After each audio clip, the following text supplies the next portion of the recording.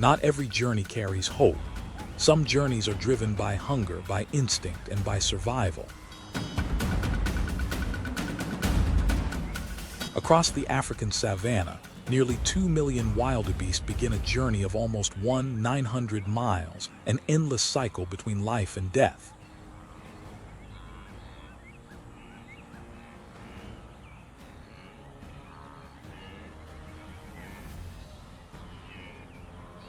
They cross the Mara River, where crocodiles wait in silence.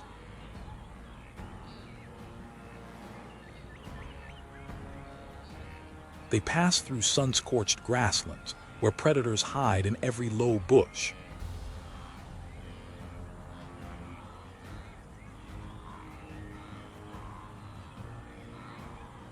Each step is a gamble against nature.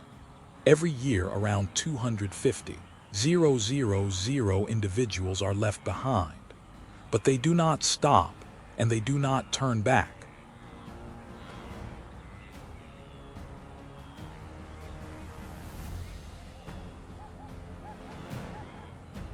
This is the Great Migration, one of the largest movements in nature. It is not only a search for fresh grass, but also a pulse that sustains an entire ecosystem.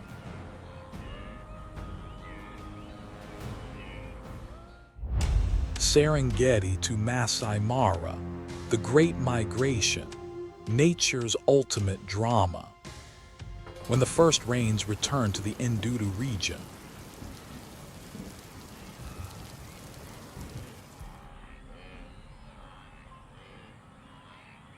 newborn lives enter their first battle for survival. A newborn wildebeest takes its first breath and must immediately stand and run with the herd.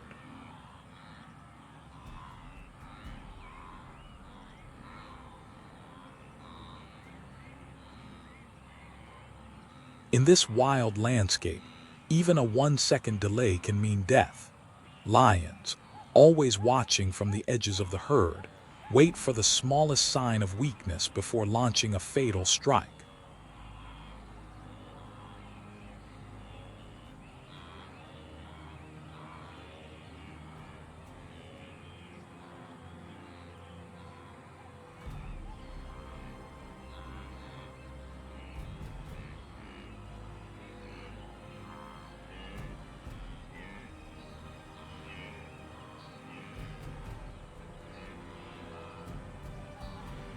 By April, the grass begins to turn yellow across the Anjutu plains. Cheetahs use the dry color of the grass to hide, waiting for a distracted target.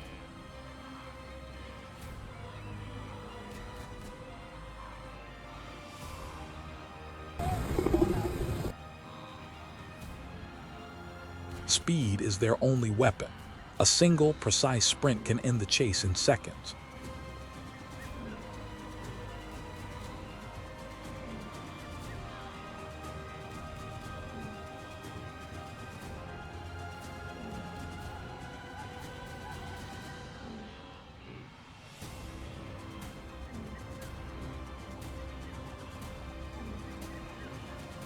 Meanwhile, the herds have no choice but to keep moving forward, knowing every step can lead into a deadly trap.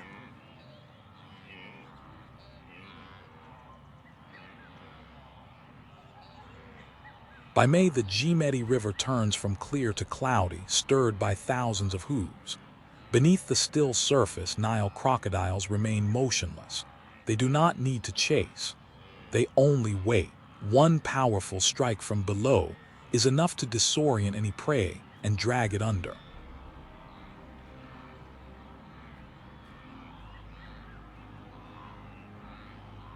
By July, the northern Serengeti becomes the ground of the patient. From the rocks, cheetahs do not rush. They select the weakest animal, wait for separation, and deliver a swift bite to the neck.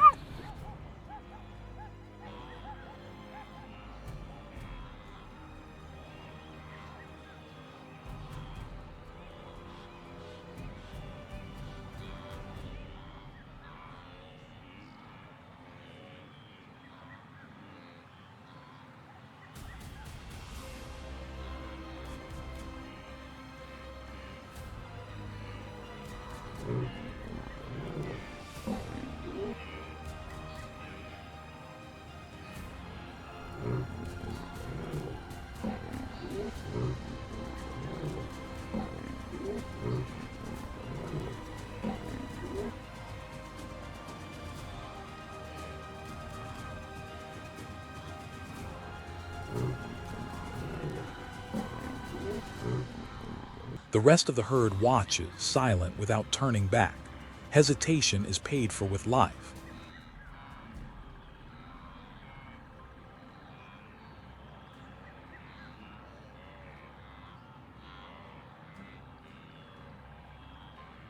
By September, Masai Mara receives the last steps of the journey.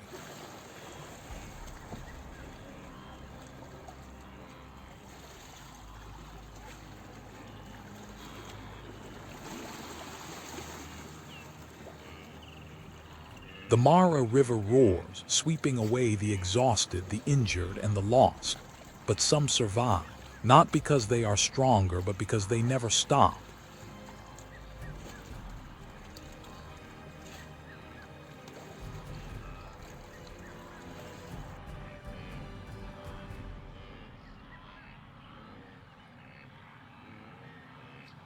With every mile, they shed their weakness and grow into a vital part of the relentless cycle of the African savanna. This migration is not a choice. It is instinct. Every species carries its strength, speed, patience, power, or strategy.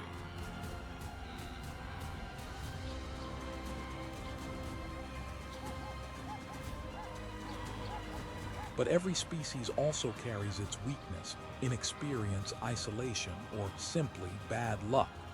In this ecosystem, survival belongs not only to the strong, but to those that adapt.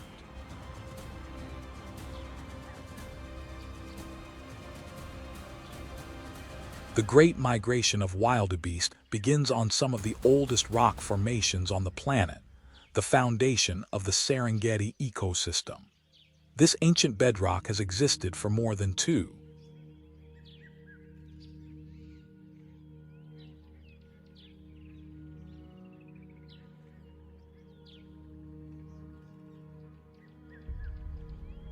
6 billion years, formed during the Precambrian era, long before most life on Earth appeared. Over this stone, millions of years of violent eruptions from Al Doinio Lengai volcano spread mineral-rich ash across the region.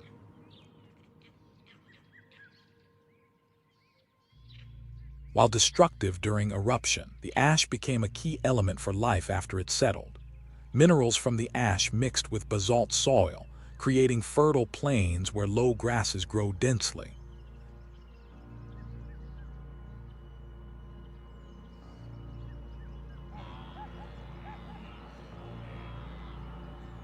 These grasses provide the primary source of nutrition for millions of grazers, especially wildebeest.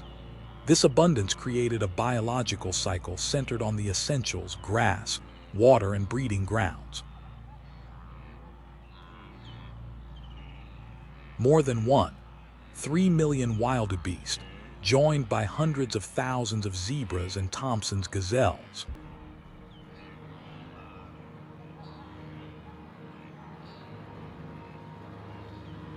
move constantly along a route of nearly 200 miles. Their journey stretches across more than 500 square miles.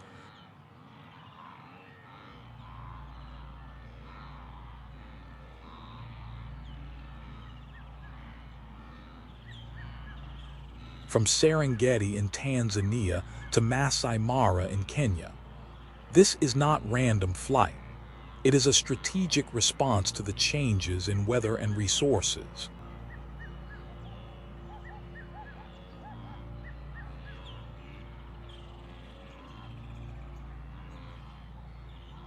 The strength of the herd lies in its size, coordination, and endurance. Instinct drives them to follow the shifting reins and to find new grass, even when the path demands deadly river crossings.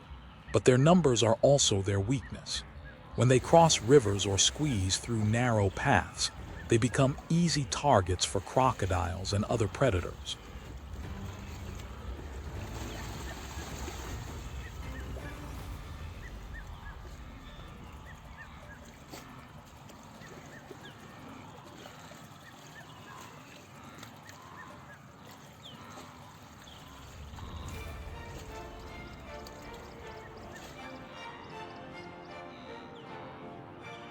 Data from 2024 shows that each migration season leaves behind nearly 3.5 million pounds of carcasses. These carcasses do not vanish in vain.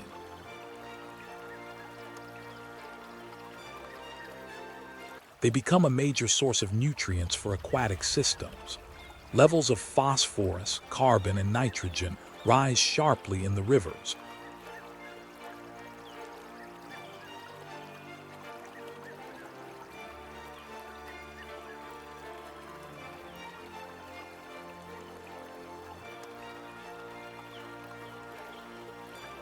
Fueling biological renewal on the riverbed and strengthening underwater ecosystems after every migration.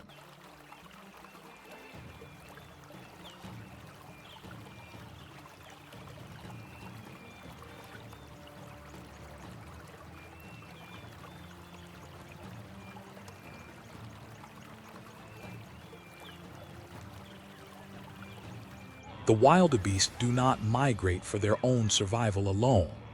Their movement maintains balance across the savanna and the rivers. Their journey is a critical link, shaped by the environment and in turn, shaping the environment itself.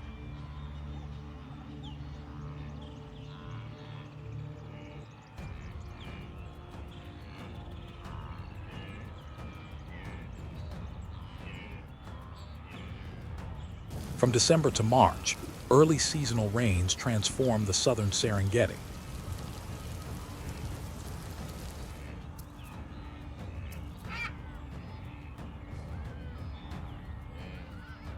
Dry, hardened soil becomes dense, green grasslands rich in nutrients. This is when the Ndudu Plains enter the most critical biological stage of the year, the calving season of wildebeest.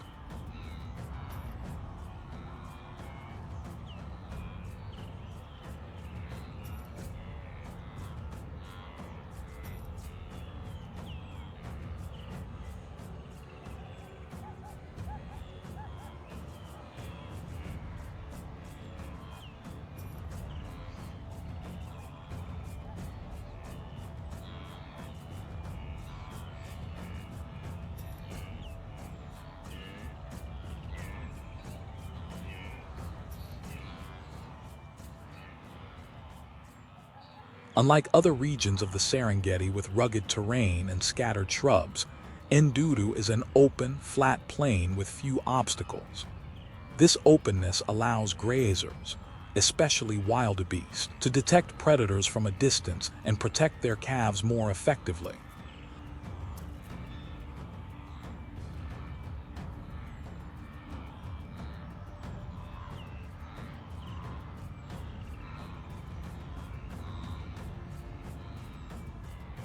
Abundant fresh water from the rains provides stable living conditions during this demanding breeding period.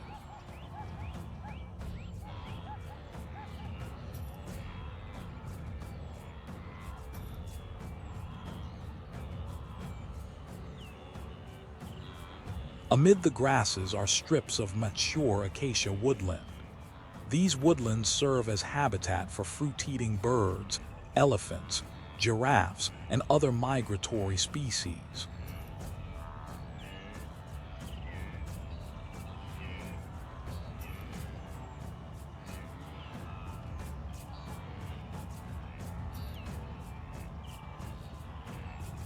The sparse but sturdy structure of the acacia trees creates a natural buffer zone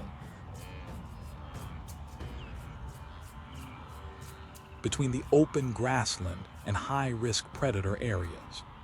The region also attracts migratory birds that follow the seasonal rains.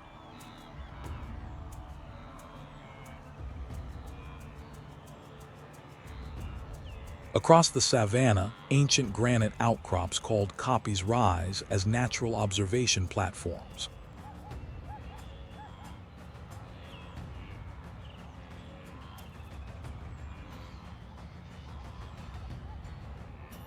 With their wide vantage points, predators such as lions and cheetahs use these kopjes as lookout posts to ambush prey. At the same time, these high points expose the predators to easier detection across the flat terrain,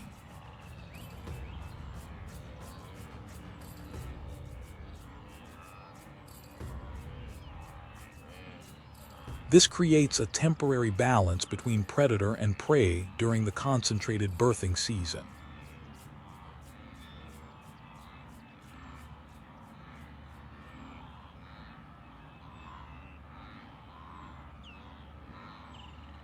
At the center of the Ndudu region lies Lake Anjutu, an alkaline lake with a pH level reaching 10.5.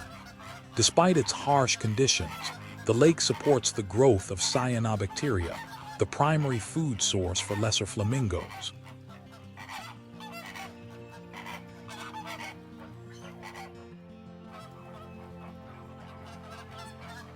In the 2025 rainy season, an estimated 200 lesser flamingos were recorded gathering at this site.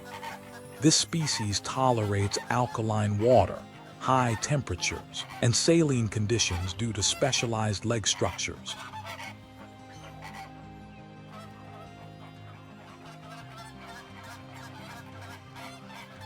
Internal salt glands and hardened scales that maintain homeostasis. Lesser flamingos have curved bills equipped with over 10,000 lamella that filter cyanobacteria and microalgae, both rich in carotenoids that produce their distinct pink coloration.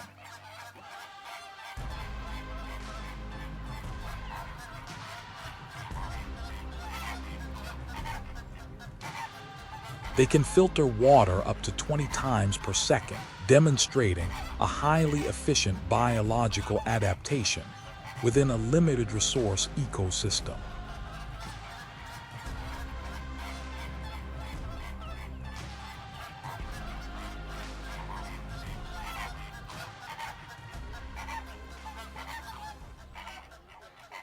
The core of the calving season, however, is not on the lakeshore but on the surrounding plains. From late January to mid-March, more than 500,000 wildebeest calves are born in Ndudu.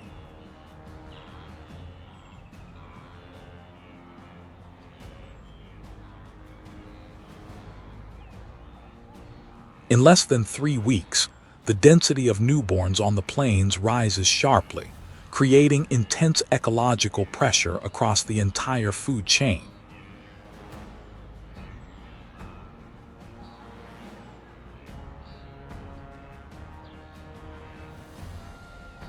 The greatest strength of wildebeest lies in synchronized birthing. This explosive increase in calf numbers within a short period overwhelms predators, making it difficult to single out individual targets.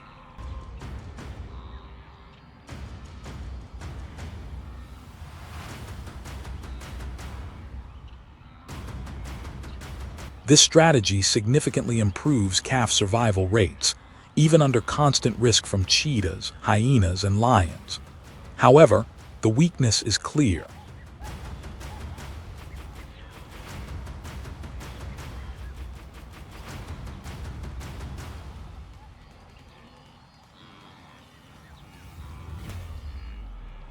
Newborn calves are completely defenseless in their first hours of life. Their survival depends entirely on how quickly they stand, how well they follow the herd, and the vigilance of their mothers.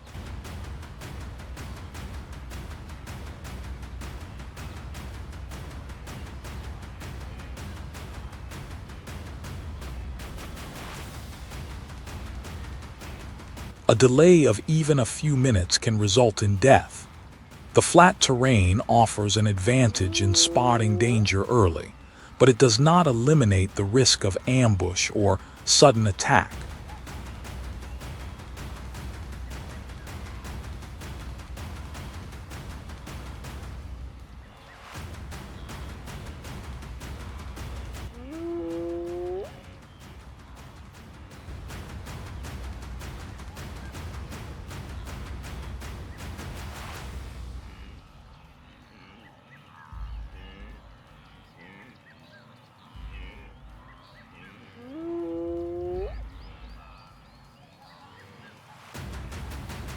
Behind this large-scale birthing season lies a tightly regulated biological cycle.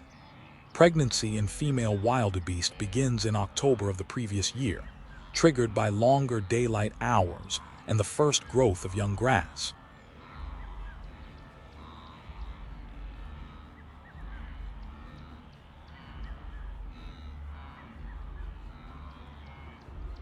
Favorable conditions influence reproductive hormones, initiating synchronized ovulation across the herd.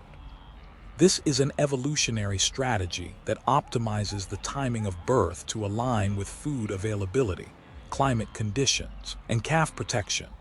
After an 8-month gestation, hundreds of thousands of females enter labor almost simultaneously.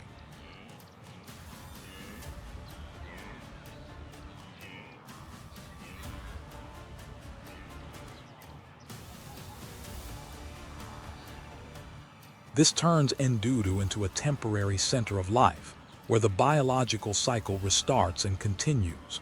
For a few short weeks, life spreads across the plains, but every moment carries risk.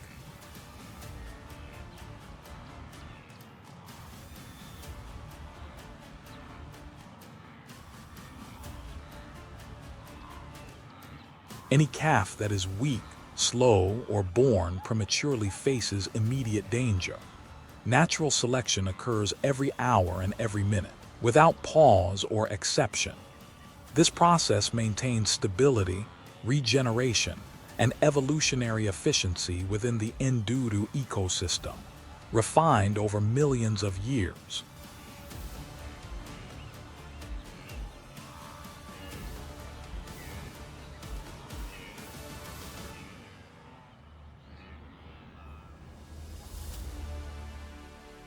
The Ngorongoro crater is not only a geological formation, but also a nearly closed biological basin. With an area of about 100 square miles, this region functions as an open laboratory where survival strategies are displayed with precision and intensity. Here,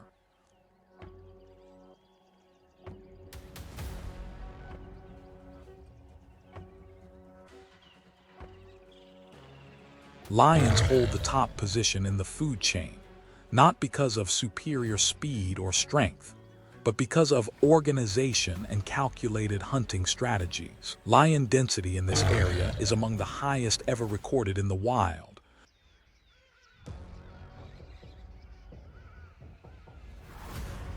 Ranging from 65 to 75 individuals divided into multiple prides. Almost no herd moves without being monitored.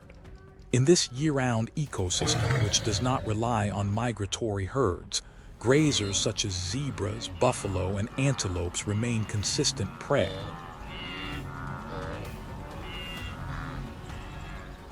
However, prey is not always easy to take down. For this reason, lions do not hunt alone. They hunt in groups, and in Ngorongoro, this cooperation reaches exceptional levels of efficiency.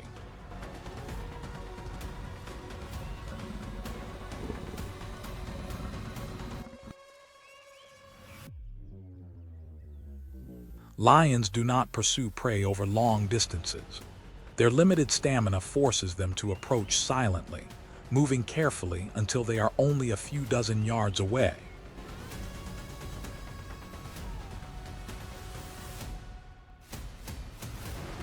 Once the ideal distance is reached, they launch a decisive sprint. This moment requires not only speed, but also clear roles assigned to each individual.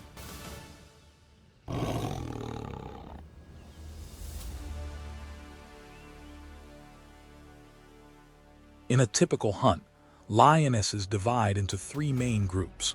One group flanks from both sides to push the herd in a desired direction. The central group waits at the position where the prey is most likely to break away.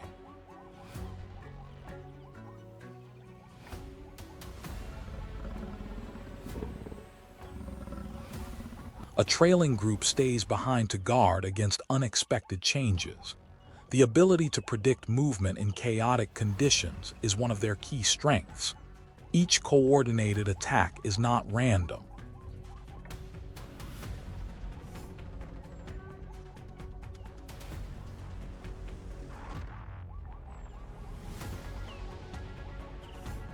It is the result of extended observation, target selection, and detailed terrain analysis.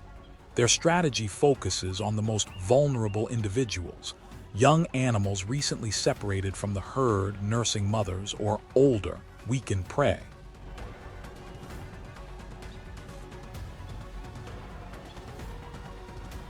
This calculated choice reduces energy expenditure, lowers the risk of injury, and maintains hunting efficiency.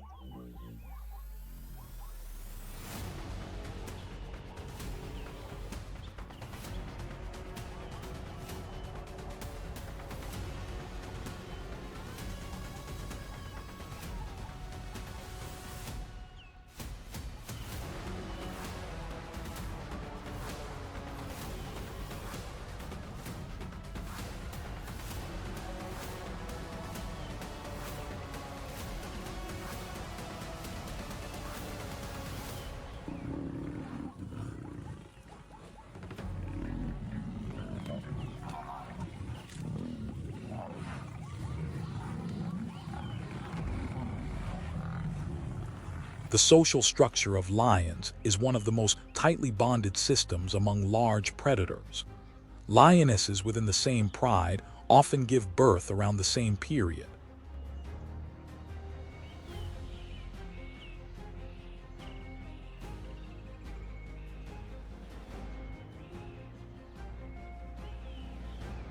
This synchronization allows for shared maternal care. Cubs can nurse from any lactating female in the pride. This communal rearing significantly increases the survival rate of cubs.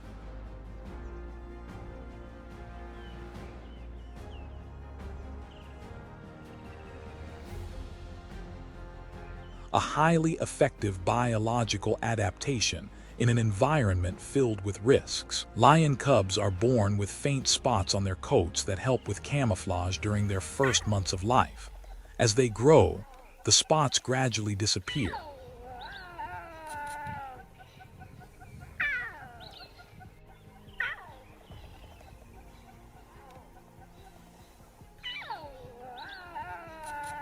The growth rate of the cubs depends on the availability of consistent food sources and the protection provided by the pride.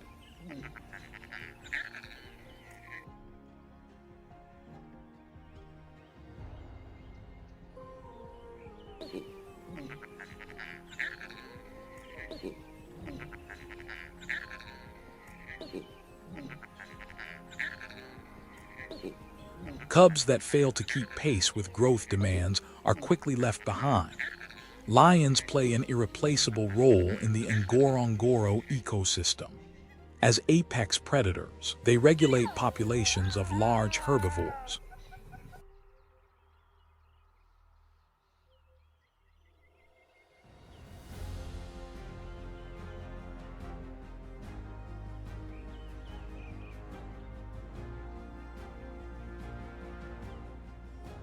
This control maintains the balance of grassland vegetation and prevents overgrazing. In turn, this balance helps preserve water sources, soil quality, and overall biodiversity. When lion numbers decline, the entire system destabilizes.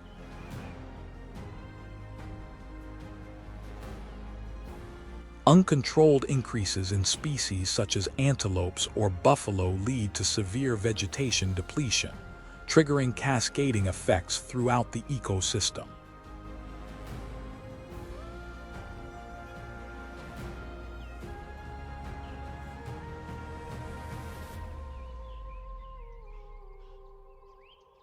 Across the vast plains of the Serengeti, lions are not the only predators that prey fear.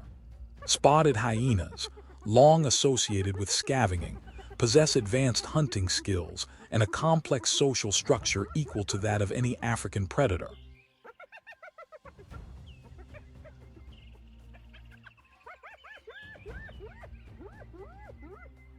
In the wild, where every species competes for survival, hyenas do not wait for leftovers.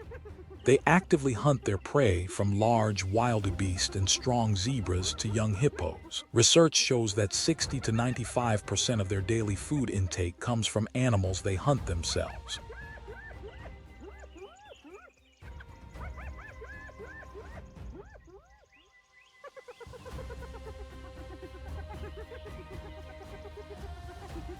This fact disproves the outdated belief that they rely only on carrion.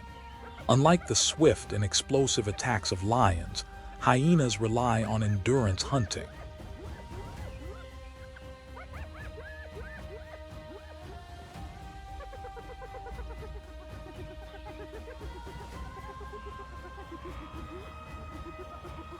When a young wildebeest is separated from the herd, a hyena does not need a stealth approach.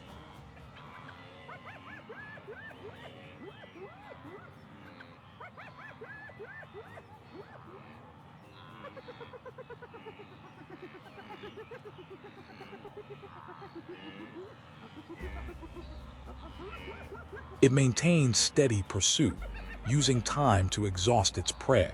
Their bites do not need perfect precision but are strong enough to injure and slow the target.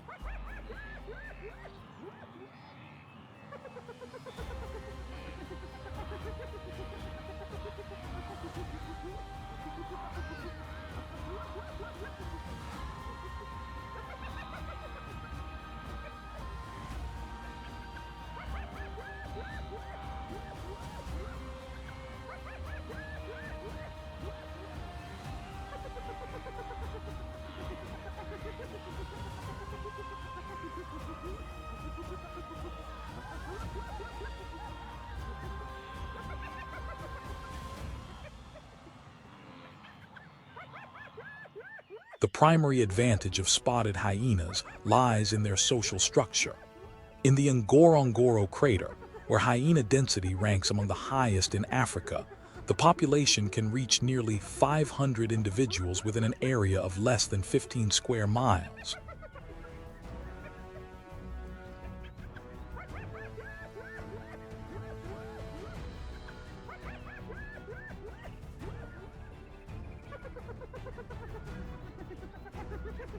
This high density reflects both remarkable adaptability and an efficient, organized clan system. Spotted hyenas live in a matriarchal society.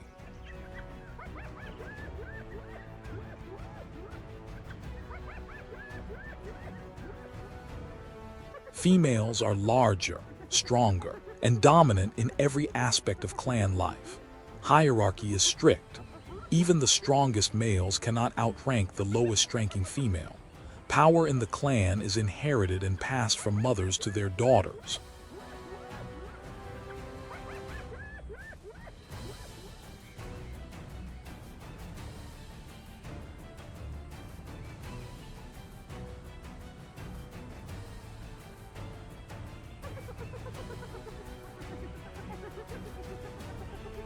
This structure maintains stability for many generations, even under environmental pressure.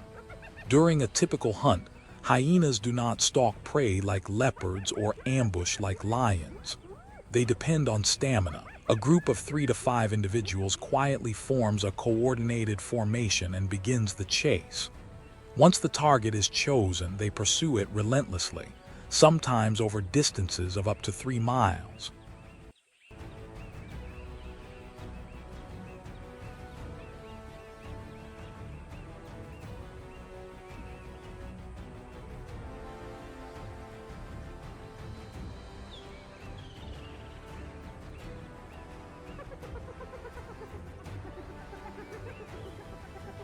The chase does not require top speed, only persistence and endurance.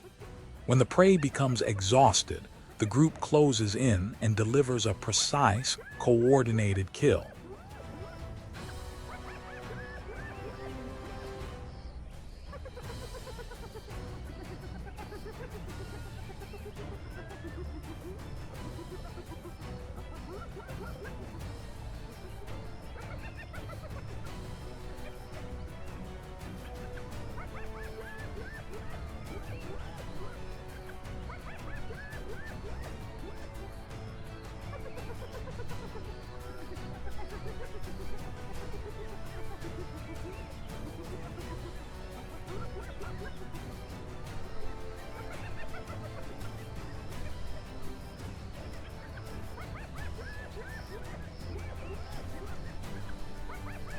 Another significant strength of the spotted hyena is its ability to consume every part of a carcass.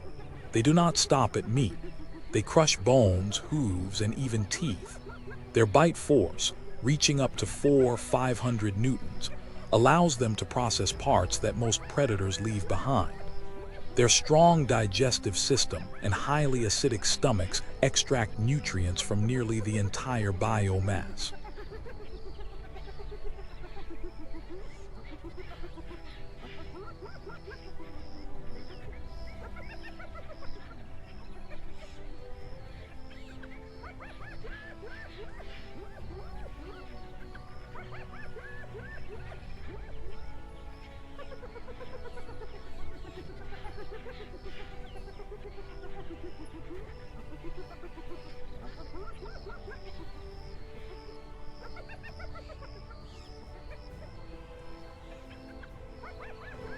For this reason, hyena droppings are often white, a clear sign of calcium phosphate from fully digested bone. Despite their appearance and their well-known vocalizations,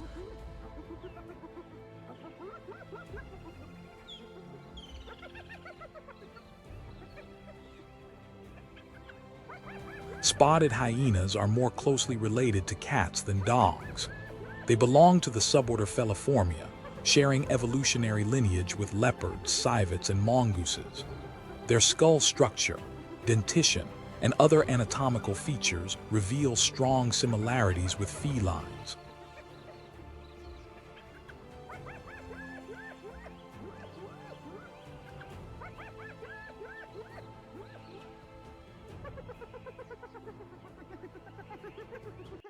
Beyond their hunting skills, hyenas play a critical ecological role. Their ability to efficiently consume carcasses helps keep the environment clean, limits disease outbreaks, and recycles nutrients back into the ecosystem.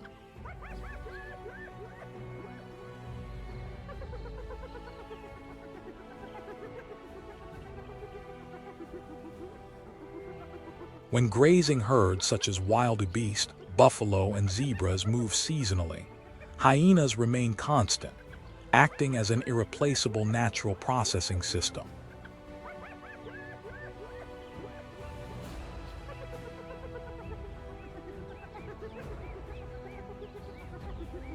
With resilience, intelligence, and social organization, the spotted hyena is one of Africa's most capable predators. Misconceptions about them arise only from a narrow human perspective. In the wild, hyenas are essential, not only as hunters, but also as a vital link in the complex web of life.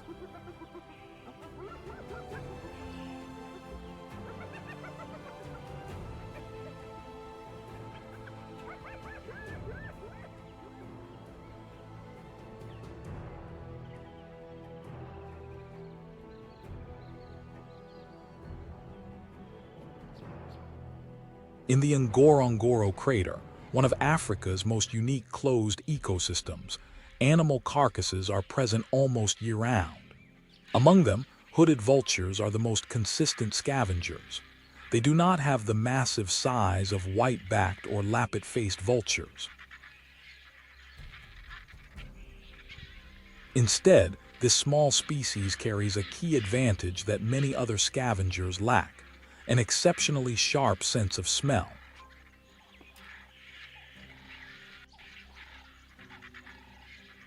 Weighing less than 4 pounds, hooded vultures do not rely on strength to compete for food.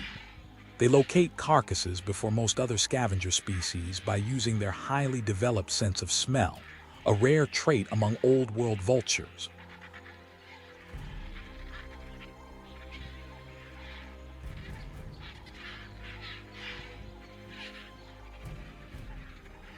When the early morning air is still and other scavengers remain at their roosts, hooded vultures circle above, tracking scent particles in the air to locate carcasses with precision.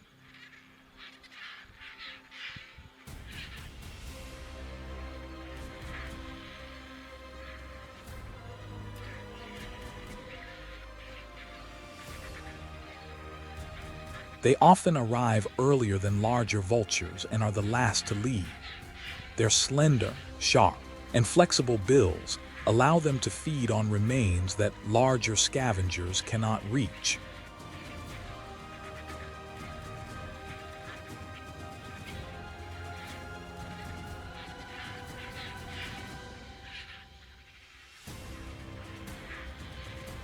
They cannot tear through thick hides or crush large bones, but once dominant scavengers or hyenas have opened a carcass, hooded vultures move in to feed.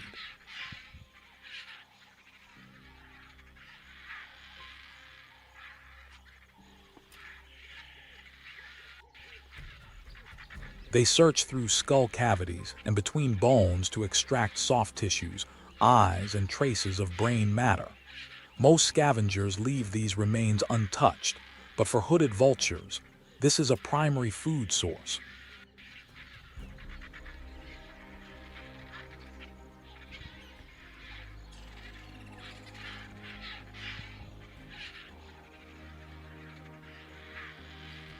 They do not fight for access or engage in aggressive competition. They simply wait with patience for the right moment. This meticulous approach makes their role in the ecosystem critical. The remains they consume often carry dangerous pathogens such as anthrax, botulinum toxins, or rabies viruses.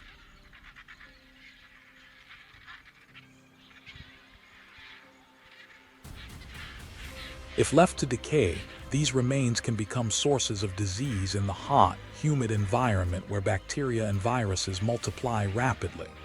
Hooded vultures, equipped with highly acidic stomachs, destroy these pathogens before they can spread.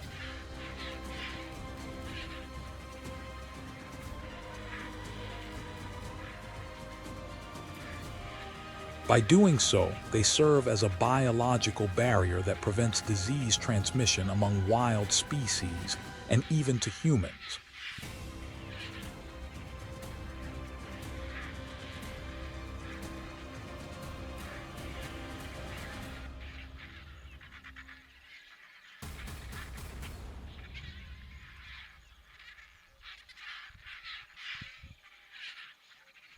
During the migration season at the end of March, thousands of wildebeest, buffalo, and zebras leave Ngorongoro in search of fresh grass in the Serengeti.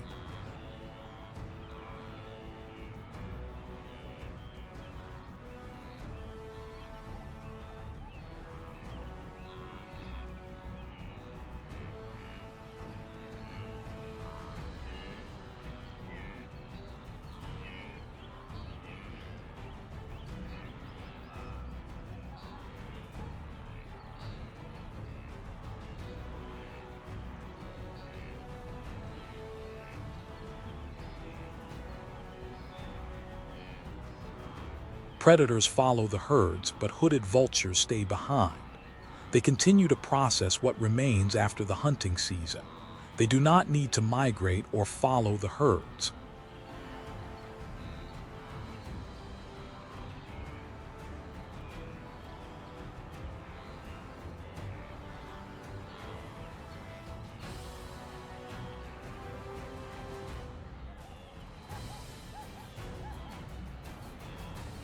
They silently maintain their role as the final processor in the food chain. This behavior is both their strength and their limitation. They cannot travel long distances or compete directly with larger, stronger scavengers. However, their specialized beak structure,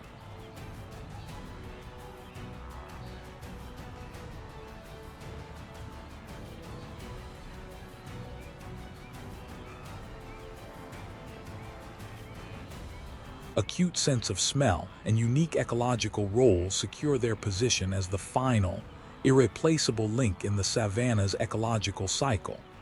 Among Africa's scavengers, hooded vultures do not stand out with size or speed.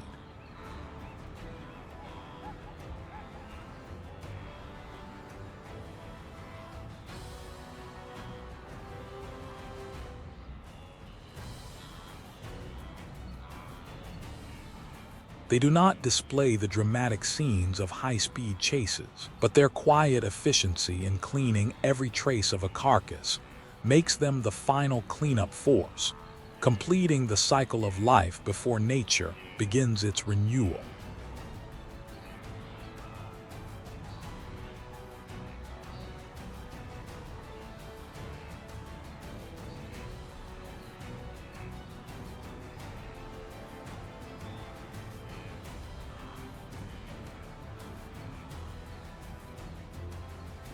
From April to June, the western plains of the Serengeti begin to change.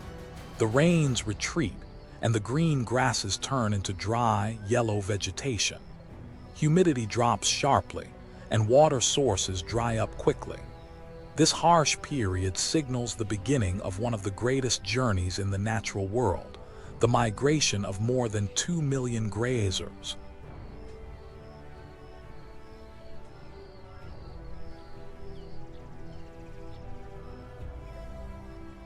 Among this massive moving assembly, plains zebras are some of the earliest travelers and constant companions of the wildebeest.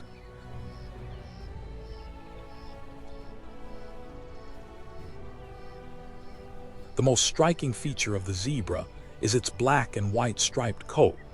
But the stripes are not just for appearance. They play biological and strategic roles.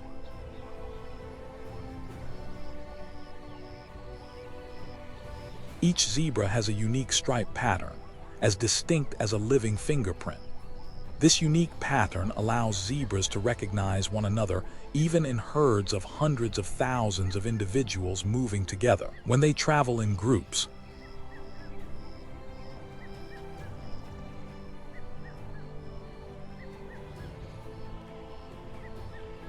the alternating black and white stripes create a visual effect that confuses predators such as lions, making it difficult for them to single out a target.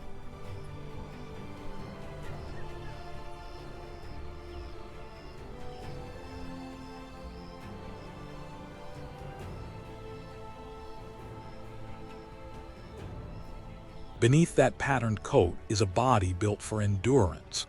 Zebras can reach speeds of up to 40 miles per hour, fast enough to outrun predators in open terrain or to cross dangerous rivers such as the Gazelle, where crocodiles over 16 feet long wait beneath the surface.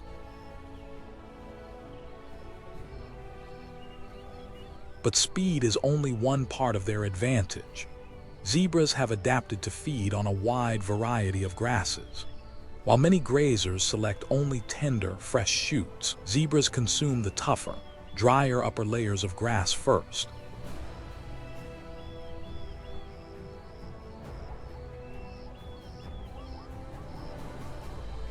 This behavior clears pathways and exposes new shoots for other herbivores, such as wildebeest and gazelles, to graze on. In doing so, zebras act as ecological pathfinders, helping regulate the flow of nutrients across the savanna ecosystem.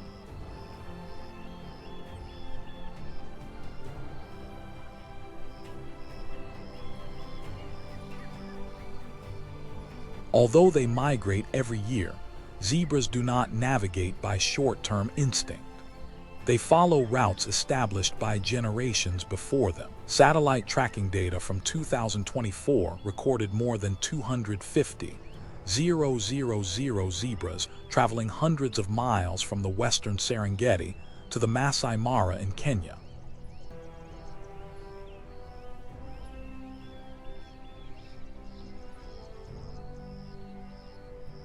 Their remarkable ability to navigate these routes highlights the advanced spatial memory within the species.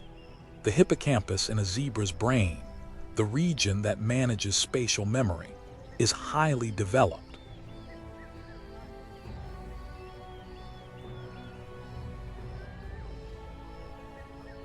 It stores detailed information about water sources, grazing areas, and safe resting zones. This ability allows zebras to not only find their own paths, but also guide other species during the migration.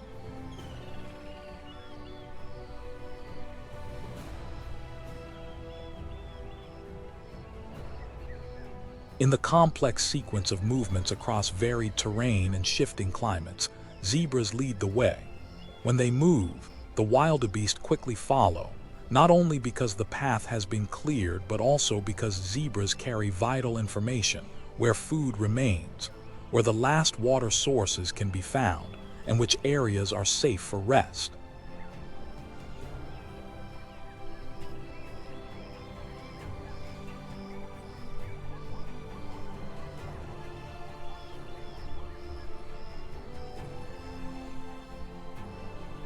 This pathfinding strategy carries significant risk. By leading the migration, zebras face the first encounters with unstable terrain, ambush predators, contaminated water, and sudden changes in weather.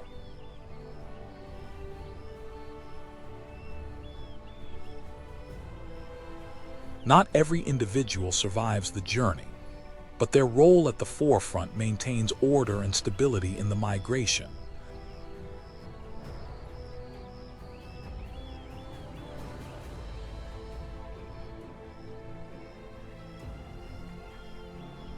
Securing survival for millions of grazers that follow behind. From their distinctive appearance to their advanced spatial memory, zebras embody a balance of natural design and survival strategy. They are not just part of Africa's wildlife.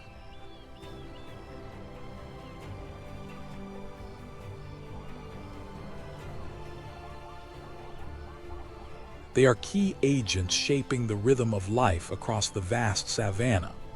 When the dry season begins, the hoofbeats of zebras signal the start of another unending cycle of survival.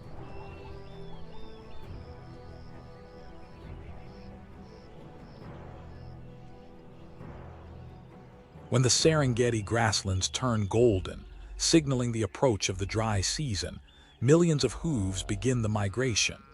Amid the mass movement, Thomson's gazelle, small but highly adaptable, does not rush forward. They do not compete for the front line like zebras or wildebeest.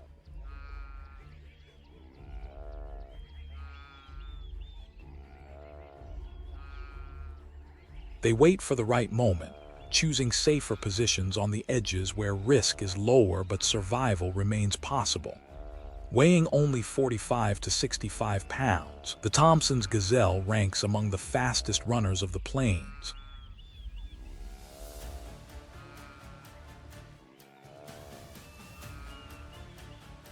Their top speed can reach 55 miles per hour, close to that of the cheetah, their most significant natural predator.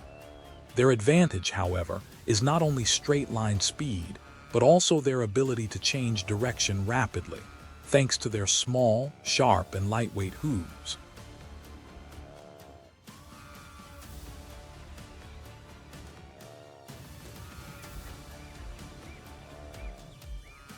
When they detect danger, they perform a behavior known as starting, leaping vertically with all four legs at once. This display signals to predators that they have been detected and demonstrates strength and speed, indicating the difficulty of a chase.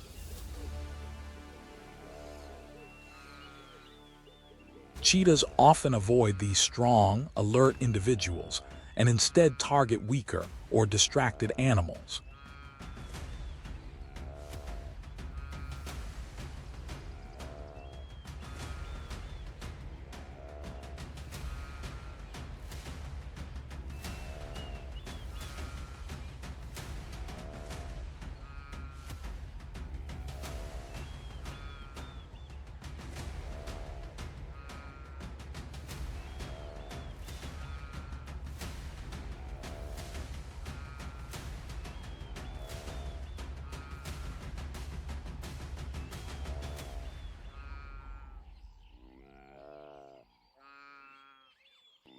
The survival strategy of the Thomson's gazelle does not focus on leading the herd. Rather than staying in the front, where predators attack most frequently, they move along the edges or behind the main group.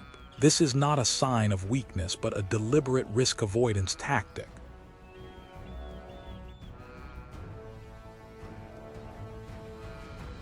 When taller grasses are grazed down by larger herbivores, Thomson's gazelles move in to feed on the fresh shoots underneath, which are richer in nutrients, easier to digest, and well suited for their smaller digestive systems.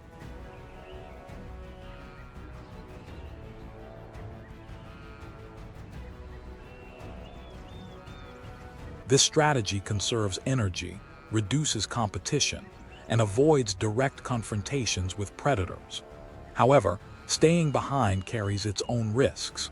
Separated individuals or young gazelles are highly vulnerable to predation.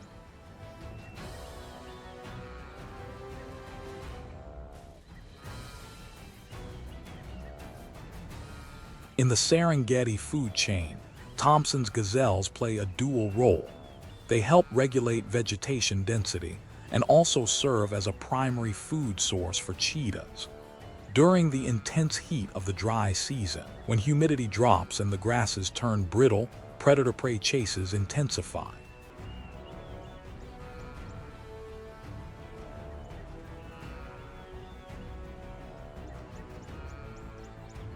Cheetahs, which depend entirely on speed for hunting success, frequently target Thompson's gazelles to sustain their energy needs.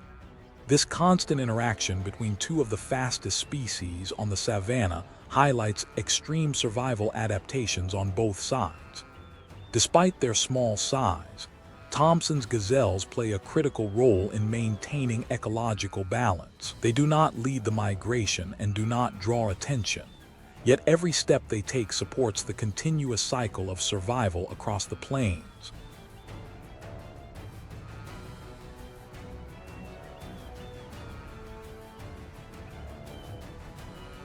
In a world where speed and strategy determine survival, Thompson's gazelles endure not through strength, but through situational awareness and precise adaptation. This is the quiet resilience of a species that survives at the margins but is never left behind.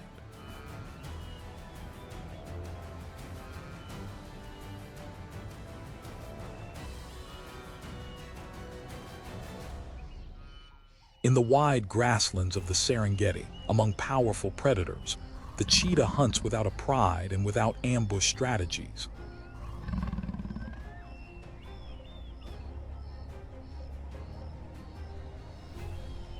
It relies on one advantage: pure speed. It does not need the strength of a lion or the numbers of a hyena clan. A single calculated strike is enough, and it happens in less than 30 seconds.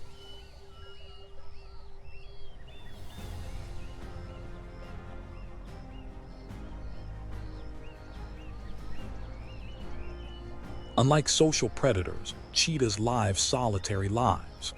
Females usually operate alone, except during the nearly 2-year period of raising cubs. Males often form coalitions, small groups of 2 or 3, usually brothers.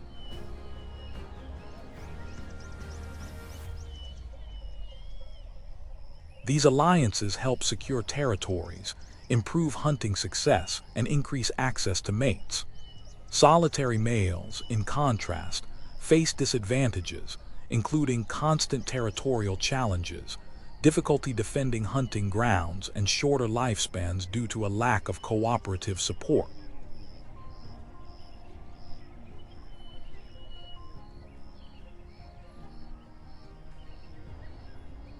Although the cheetah is the fastest land animal, speed is not a weapon that can be used endlessly.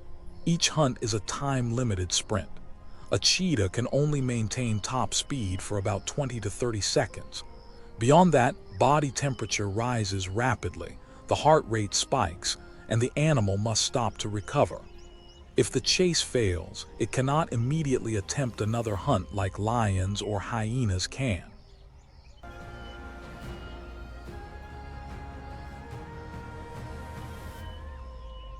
Before a sprint, the cheetah lowers its body, using low ground and sparse bushes to close the distance to its prey.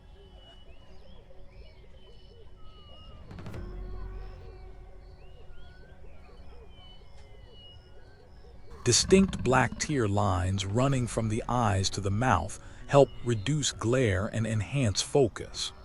This is the critical moment of calculation before the final charge.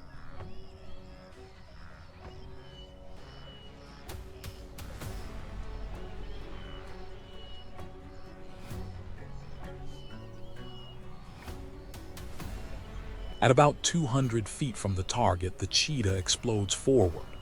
Within 3 seconds, it accelerates to 60 miles per hour. In rare cases, it can exceed 70 miles per hour, unmatched by any other land predator. During these brief moments, every turn, every stride, and every adjustment demands absolute precision.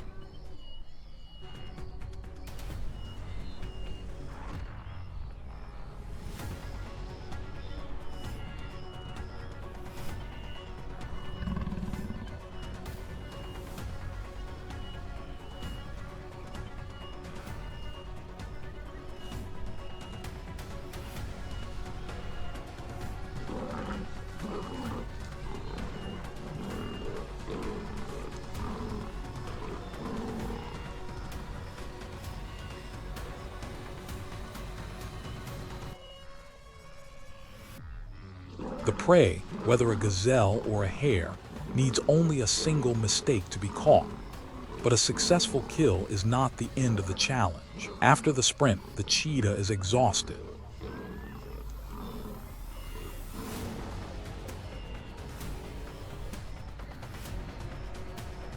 Cheetahs do not survive through brute force or the support of a group. Every opportunity for survival depends on speed, approach strategy, and precise timing. But speed, even as the ultimate weapon, cannot protect the cheetah from stronger competitors. This is the inevitable cost of hunting alone in one of the most competitive landscapes on Earth.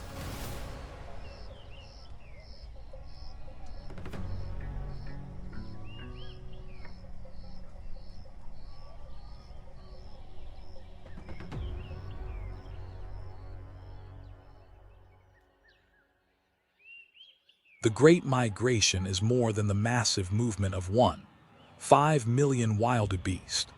It is a chain of survival that links predators and prey, survival needs, and ecological balance. Every run, every river crossing, every hunt plays a role in keeping the grasslands from overuse, in preventing herbivore populations from growing beyond control, and in giving predators the chance to survive. Harsh competition and constant pressure create a system that functions with fragile precision but undeniable efficiency. The migration begins in the Serengeti, crosses arid plains, braves the crocodile-filled Mara River, and enters the Masai Mara as the grass returns. But this is never a final destination. As the rains shift, the herds turn south again, repeating an ancient cycle that has shaped life here for millennia. This is more than a journey for food. It is the lifeline that sustains the continuity of Africa's wild ecosystems. A biological cycle where every species, from the smallest to the largest, holds an essential role.